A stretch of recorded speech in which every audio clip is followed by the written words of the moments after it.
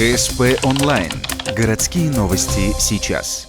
Суббота, 16:00, историко-краеведческий музей. От ежегодной акции «Ночь музеев». В России ее впервые провели в 2002 году в Красноярске. Ухта присоединилась к проекту 4 года назад.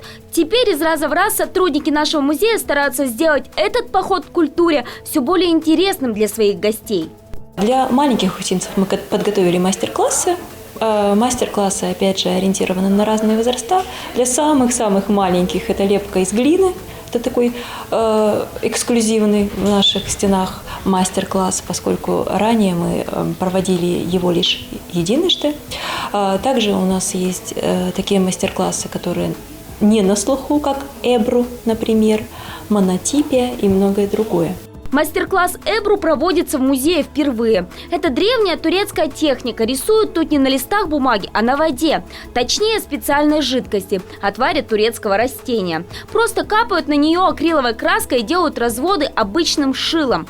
Получившийся рисунок потом отпечатывается на любую поверхность, наложенную поверх жидкого холста. Изображения получаются почти космические. Говорят, это искусство имеет даже оздоравливающее свойство. Хорошо для медитации, для беременных, углубления в себя, для ищущих ответы. Вы находите этот ответ, который вопросы у вас там внутри.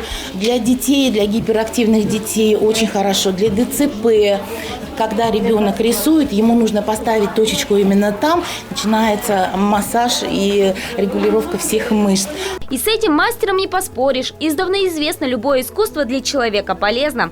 Оздоравливаться или как минимум насладиться прекрасным на ночи музеев ухтинцам можно аж до 8 вечера. Посетить не только мастер-классы, но и поиграть в игры, посмотреть фильмы и пройтись по всем экспозициям. Но если вы вдруг пропустили акцию, не расстраивайтесь. И для взрослых, и для детей наш музей будет открыт все лето с 9 до 16 по будням.